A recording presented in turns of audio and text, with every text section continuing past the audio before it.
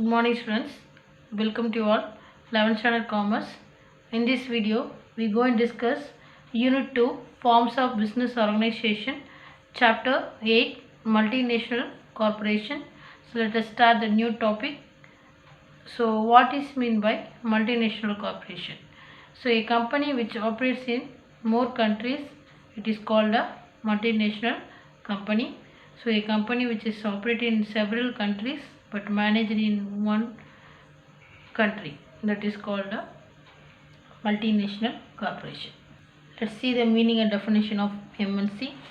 So a multinational company is one which is incorporated in one country called the home country, but whose operations extend beyond the home country and which carries on business in other countries in addition to the home country.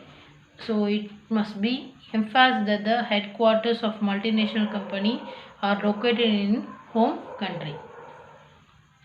So a multinational corporation is known as various names. So it is also called as a several names. So these are the various names. What are that? Global enterprises, international enterprises, world enterprise, and transnational corporation, etc. So let's see the definition. So according to Neil H. Jacob, then a multinational corporation owns and manages business in two or more countries.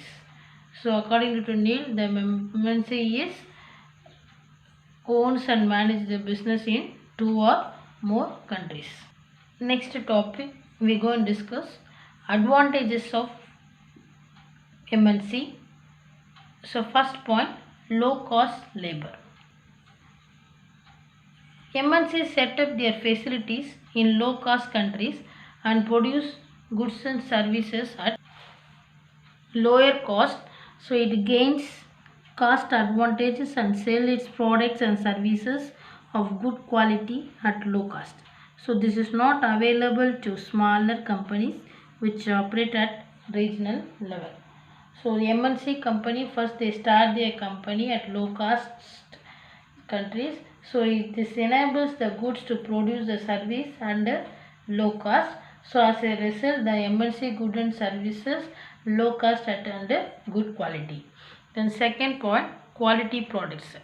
So the resource, experience and expertise of MNCs in the sphere of research and development enables the host country to establish its research and development system, which helps it in producing the quality goods and services at least possible cost.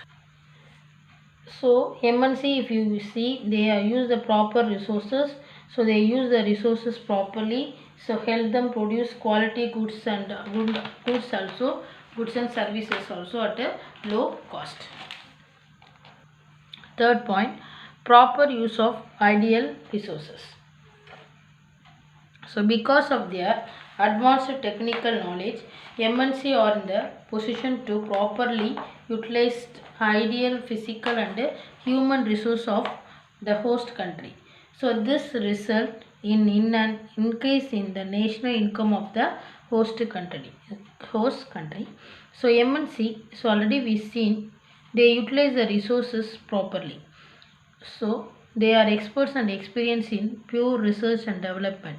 So all these because of the advanced technical knowledge, so they are able to utilize the physical as well as human resource in a proper way. So that is available in the host country. So this will help increase in the national income of home country. Fourth point, improvement in balance of payment position.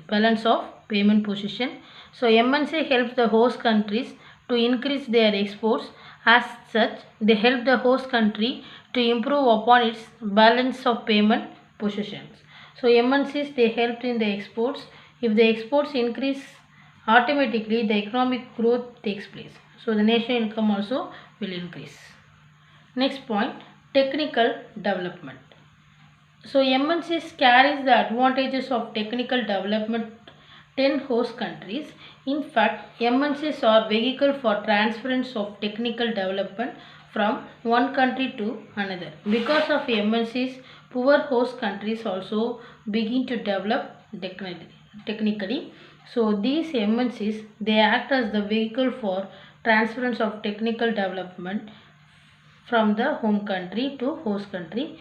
So as a result, the host country develop technically. The next point, managerial development. So MNCs employ latest techniques.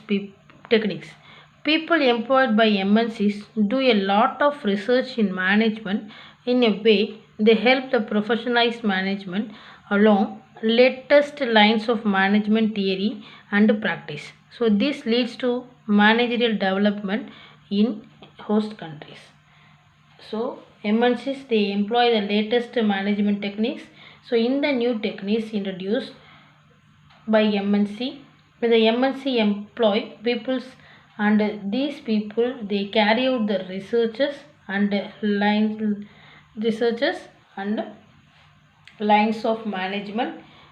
So this helps to manage the development in host countries. Next point, end of local monopolies. The entry of MNCs leads to competition in the host countries.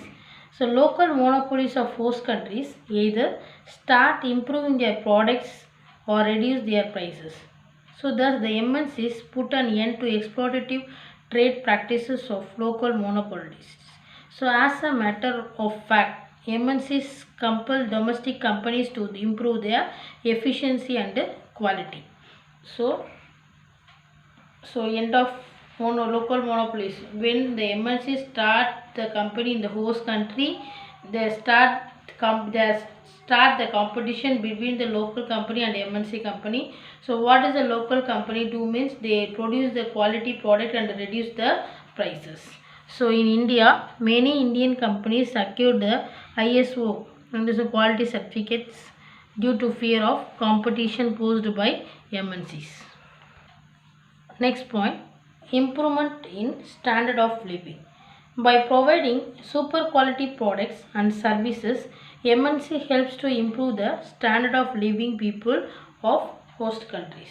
So MNCs, you take technically developed company, so they are experienced company. Because of that, they provide the super quality products. So MNC help improve the standard of living people of host country. Then the last point, promotion of international brotherhood and culture. So MNCs integrate economics of various nations with the world economy. So through their international dealings, MNCs promote international brotherhood and culture and pave way for world peace and prosperity. So promotion of international brotherhood and culture. So the MNC start a company, two or more countries. So as a result, help to integrate the various nations because of international dealings. They promote the international brotherhood and culture, and same time they pave way for world peace and prosperity. So these are the advantages of MNC. So today we discuss what is meant by MNC and what are the advantages of MNC. So next section we will discuss disadvantages of MNC. Thank you, students.